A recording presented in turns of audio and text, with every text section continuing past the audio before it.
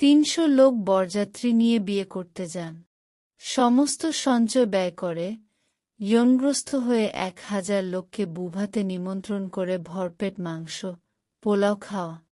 আর বাচ্চা হওয়ার সময় বউয়ের জন্য এক ব্যাগ রক্ত জোগাড় করতে পারেন না। কাদের খাওয়ান আপনারা?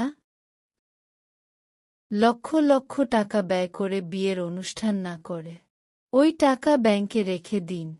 বাচ্চা হওয়ার সময় কাজে লাগবে, আপনার সন্তানের পড়াশোনা করতে কাজে লাগবে। বিশ্বাস করুন, আপনার শিশু, আপনার স্ত্রী অসুস্থ হলে কোনো আত্মীয় স্বজন আপনাকে টাকা ধার দেবে না। এমনকি যাদের বিয়েতে নিমন্ত্রণ করবেন তারা একবার হসপিটালে এসে খোঁজও নেবে না আপনার বাচ্চা কেমন আছে।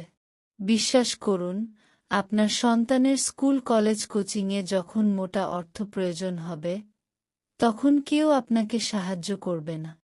আপনার বাবা মা অসুস্থ হলে হসপিটালে নিয়ে যাওয়ার জন্য যাদের খুঁজে পান না, তো সেই বাবা মায়ের ৪০ অনুষ্ঠানে লক্ষ লক্ষ টাকা খরচা করে কাদের খাওয়াবেন? বাবা মায়ের ৪০ অনুষ্ঠানে যে লক্ষ লক্ষ টাকা ব্যয় করার ইচ্ছা আছে আপনার এখন, বরং সেই টাকাটা ব্যয় করে বাবা মাকে খাওয়ান, তাদের চিকিৎসা করান। সেই টাকা ব্যয় করে বাবা মাকে ঘুরতে নিয়ে যান।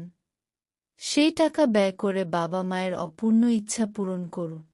সেই টাকাটা ব্যয় করে বাবা মায়ের যত্ন নিন।